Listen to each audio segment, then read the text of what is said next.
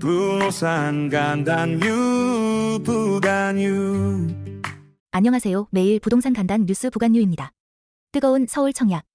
구로, 성동, 강동 줄줄이 완판. 서울 주요 지역에서 신규 분양 아파트가 연이어 완판, 100% 계약 완료 되고 있습니다. 특히 구로구, 성동구, 강동구 등 외곽 지역에서도 높은 청약 열기가 이어지고 있습니다. 희소성과 대출 규제 완화가 원인으로 분석됩니다. 최근 서울 내 새 아파트 공급이 줄고 매물도 적어지면서 신규 분양에 대한 수요가 급증하고 있으며 대출 규제 완화 조치도 영향을 미친 것으로 보입니다. 브랜드 아파트와 역세권 단지의 수요 집중. 고덕강일 대성베르힐, 강동, 오테르포레, 성동, 푸르지오 힐스테이트, 구로 등이 높은 인기를 끌었습니다. 특히 눈여겨볼 점은 외곽 지역까지 청약 경쟁률이 치열해지고 있다는 점입니다.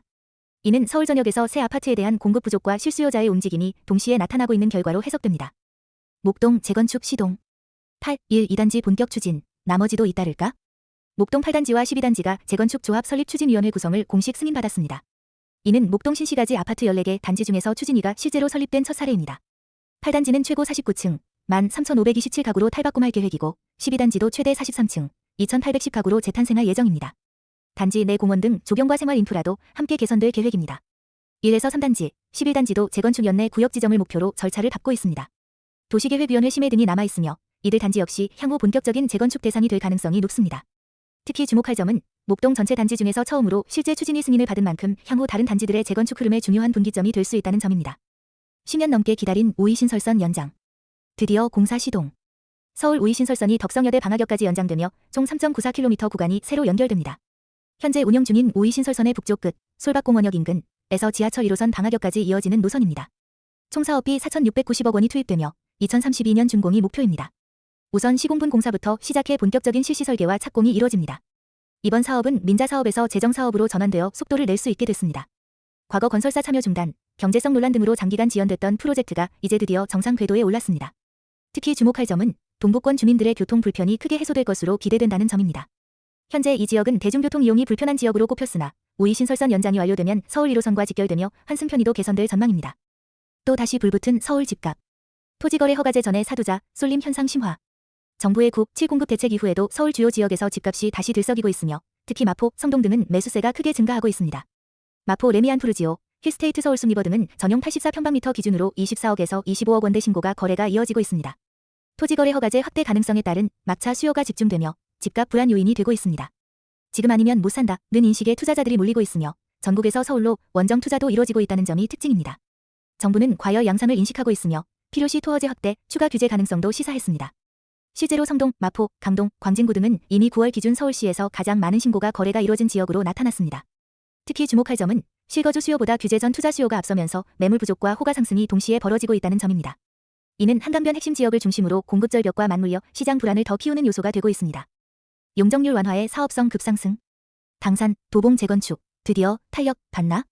정부의 국 7주택 공급 확대 방안에 따라 준공업 지역 내 용적률, 건물을 지을 수 있는 비율, 상향이 허용되면서 도심 노후 단지의 재건축 사업성이 크게 높아졌습니다. 특히 기존 용적률이 250%를 넘는 단지들이 큰 수혜를 입게 됐습니다. 성동구, 도봉구, 강서구, 구로구, 영등포구 등지의 대단지들이 대표적 수혜 지역입니다. 예. 도봉구 도봉한신 2678가구, 도봉구 창동쌍용 1352가구, 영등포구 양평한솔 1215가구, 성동구 성수동 일가 성수동대우 283가구. 현재 서울 준공업 지역에서 250% 이상 용적률을 가진 단지만 약 34곳이며 이 중 다수는 대규모 단지로 실제 재건축 추진 시 파급력이 클 것으로 전망됩니다. 정부는 이들 단지에 대해 공공기업 의무도 줄이고 인센티브를 확대할 계획입니다. 가장 중요한 포인트는 정부와 서울시가 직접 나서서 용적률 상향과 공공기업 완화 정책을 펼치면서 재건축이 현실화될 가능성이 높아졌다는 점입니다. 압구정 vs 여의도, 누가 진짜 헤더윅 1호 아파트일까? 영국의 유명 건축 설계사 헤더윅 스튜디오에 참여를 두고 압구정 2구역과 여의도 대교 아파트 조합이 각각 자신들이 헤더윅 1호 아파트라고 주장하고 있습니다.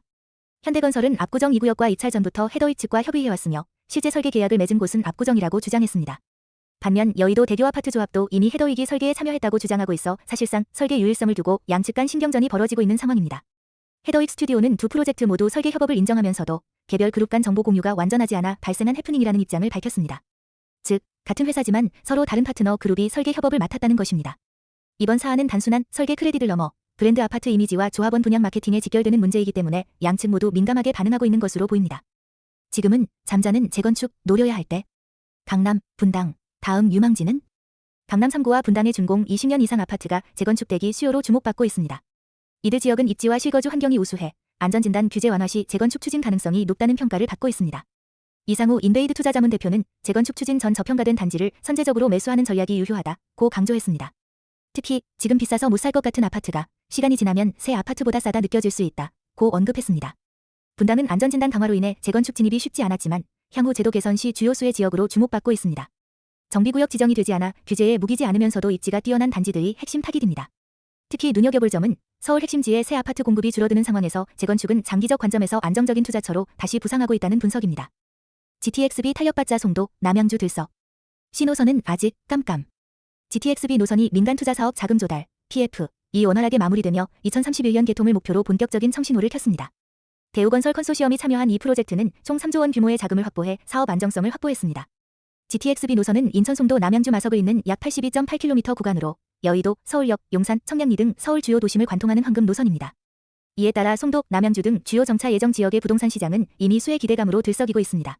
반면 GTX-C 노선은 착공이 지연되고 있어 사업의 불확실성이 여전히 남아있는 상태입니다. 경기 양주 수원 간 약 86.5km 구간을 연결하는 신호선은 2023년 말 착공을 목표로 했으나 아직 첫 삭조차 뜨지 못한 상황입니다. 특히 주목할 점은 GTX-B 수혜 지역인 송도, 청량리, 남양주 등의 신축 아파트에 벌써부터 매수세가 붙고 있으며 교통호재가 시장에 직접 반영되고 있다는 점입니다. 구독, 좋아요